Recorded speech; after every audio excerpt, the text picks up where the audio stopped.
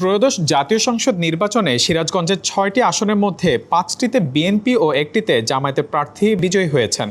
বিএনপির বিজয়ী প্রার্থীরা হলেন সিরাজগঞ্জ ১ থেকে উপজেলা বিএনপির সাবেক সভাপতি সেলিম রেজা, সিরাজগঞ্জ ২ আসন থেকে কেন্দ্রীয় বিএনপির স্থায়ী কমিটির অন্যতম সদস্য ইকবাল হাসান মাহমুদ টুকু, সিরাজগঞ্জ ৩ আসন থেকে আইনুল হক, সিরাজগঞ্জ ৫ থেকে বিএনপির রাজশাহী বিভাগের সাংগঠনিক সম্পাদক আমিরুল ইসলাম খান ও সিরাজগঞ্জ ৬ থেকে জেলা বিএনপির উপদেষ্টা এম এ মোহিত। অপরদিকে সিরাজগঞ্জ ৪ আসন থেকে বাংলাদেশ জামায়াত ইসলামী কেন্দ্রীয় সহ সেক্রেটারি জেনারেল রফিকুল ইসলাম খান বিজয়ী হয়েছেন। সিরাজগঞ্জ ১ আসনে ভোট কেন্দ্রের সংখ্যা ছিল ১৬৫টি। এ আসনে বিএনপির প্রার্থী সেলিম রেজা ধানের শীষ প্রতীকে পেয়েছেন ১,১৫,১৩২ ভোট। ভিম লিকুইড এখন মাত্র ৫০ টাকা, তেল চর্বি পরিষ্কার করে এক ধোয়াতেই।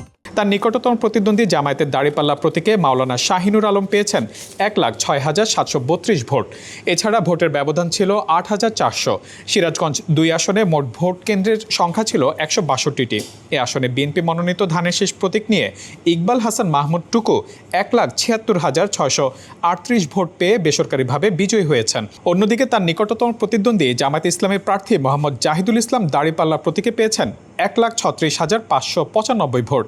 দুই প্রার্থীর মধ্যে ব্যবধান ছিল ৪০,০৪৩ ভোট।